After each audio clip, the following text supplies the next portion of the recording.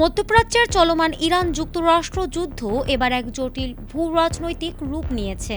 উত্তর ইরাকের কুর্দিস্তান অঞ্চলের সবচেয়ে বড় গ্যাস ক্ষেত্র খোরমোরে ভয়াবহ ড্রোন হামলা চালিয়েছে ইরান।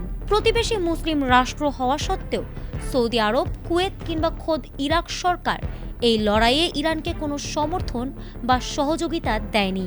উল্টো মার্কিন প্রেসিডেন্ট ডোনাল্ড ট্রাম্পের সামরিক কৌশলের সাথে নিজেদের অক্ষ বজায় রাখায় এই দেশগুলোর ওপর একের পর এক প্রতিশোধমূলক হামলা চালাচ্ছে তেহরান। মঙ্গলবার ভোরে উত্তর ইরাকের সুলাইমানিয়া প্রদেশে চালানো এই ভয়াবহ ড্রোন হামলাটি মূলত মধ্যপ্রাচ্যের চলমান বৃহৎ সংঘাতেরই একটি অংশ। ইরানের Islamic Revolutionary Guard Corps IRGC এই হামলা চালায়। এর কিছুক্ষণ পরই কুর্দিস্তানের রাজধানী এরবিলে মার্কিন কনসুলেটের কাছে অন্তত 7টি ড্রোন ও ক্ষেপণাস্ত্র আঘাত হানে।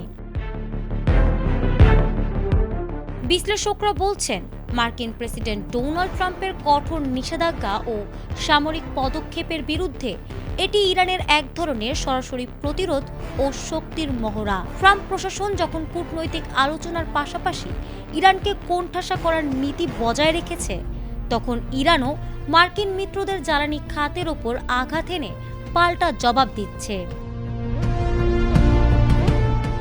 এই সংঘাতে মধ্যপ্রাচ্যের মুসলিম রাষ্ট্রগুলোর মধ্যকার গভীর ফাটল এখন সম্পূর্ণ স্পষ্ট।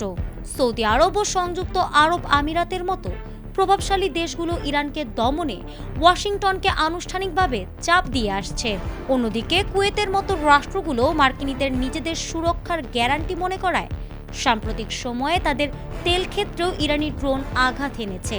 এমনকি খোদ ইরাক সরকারও এই দ্বন্দ্বে উভয় সংকটে পড়েছে। ইরাকি প্রধানমন্ত্রী মার্কিন প্রশাসনের সাথে ঘনিষ্ঠতা বজায় রাখায় ইরাক নিজেই এখন ইরানের মূল লক্ষ্যবস্তুতে পরিণত হয়েছে। আমেরিকা ও ইরানের এই আধিপত্য বিস্তারের লড়াইয়ে সবচেয়ে বড় মাসুল গুনতে হচ্ছে ইরাকে কর্মরত সাধারণ বাংলাদেশিদেরও। বর্তমানে দেশটিতে প্রায় 2 থেকে 2.5 লাখ বাংলাদেশি প্রবাসী জীবিকার তাগিদে অবস্থান করছেন, যার একটি বড় অংশ কুর্দিস্তানের সুলাইমানিয়া এবং এরবিল অঞ্চলের বিভিন্ন গ্যাস ফিল্ড, রিফাইনারি ও নির্মাণ খাতে নিয়োজিত। খোরমোর গ্যাস ফিল্ডে সরাসরি হামলা এবং এরবিলের যুদ্ধাবস্থার কারণে প্রবাসীদের নিয়মিত কাজ সম্পূর্ণ বন্ধ হয়ে গেছে।